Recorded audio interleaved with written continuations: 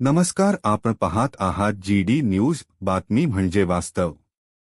पुण्यातील कोंढवा भागात पोलिसांनी अवैध दारू विक्रीच्या माहितीवरून केलेल्या छाप्यात मोठा खुलासा झाला आहे। नाताळच्या उत्सवाच्या पार्श्वभूमीवर ही कारवाई अतिशय महत्त्वाची ठरली आहे।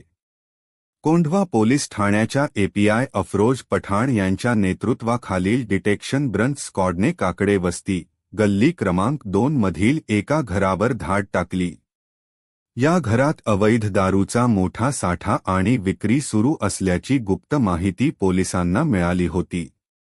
घरात शिरताच पोलिसांना विविध ब्रँडच्या व्हिस्की, रम आणि देशी दारूच्या बाटल्या सापडल्या, ज्याची किंमत सुमारे 2,05,900 रुपये आहे। याशिवाय 70 लिटर दारू कॅनमध्ये साठवलेली आढळली। पण खरा धक्का तर घरातील बंद कपाट उघडल्यानंतर बसला। तेथून तब्बल 1,85,950 रुपयांची रोकड जप्त करण्यात आली। इतकी मोठी रक्कम पाहून पोलीसही स्तब्ध झाले। नोटा मोजण्यासाठी त्यांना बराच वेळ लागला। या प्रकरणात 3 आरोपींना अटक करण्यात आली आहे। आरोपींची नावे अमर कौर उर्फ मादरीकौर दादासिंग जुनिये, दिलदार सिंग दादासिंग जुनिये, वय 35, आणि देवश्री जुनिये सिंग अशी आहे। हे तिघेही अवैध दारू विक्रीच्या रॅकेटमध्ये सक्रिय असल्याचा पोलिसांचा संशय आहे। घटनास्थळावरून सुमारे 1,41,000 रुपये अतिरिक्त रोकडही जप्त झाली। पुणे महापालिका निवडणुकीच्या पार्श्वभूमीवर इतकी मोठी रोकड सापडल्याने राजकीय वर्तुळात खळबळ उडाली आहे।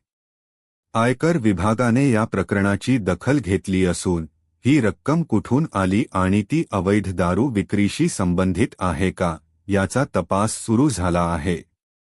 पोलिसांचा असा अंदाज आहे की हा एक मोठा अवैध दारूचा नेटवर्क आहे आणि यामागे आणखी काही लोक असण्याची शक्यता आहे। नाताळ आणि नववर्षाच्या पूर्वसंध्येला दारूची मागणी वाढते, त्याचा गैरफायदा घेऊन असे अवैध धंदे चालवले जातात। मात्र कोंढवा पोलिसांच्या या धाडसी कारवाईमुळे दारूमाफियांचे मनसुबे उधळले आहेत। पुणेकरांना या कारवाईमुळे मोठा दिलासा मिळाला आहे। पोलिसांनी अशा प्रकारच्या कारवाया नियमितपणे सुरू ठेवल्या तर अवैध दारूचे रॅकेट पूर्णपणे आटोक्यात येतील, असा विश्वास व्यक्त केला जात आहे। सध्या आरोपींना पोलीस कोठडीत ठेवण्यात आले असून अधिक तपास सुरू आहे। आपण पाहत आहात GD न्यूज, बातमी म्हणजे थेट वास्तव।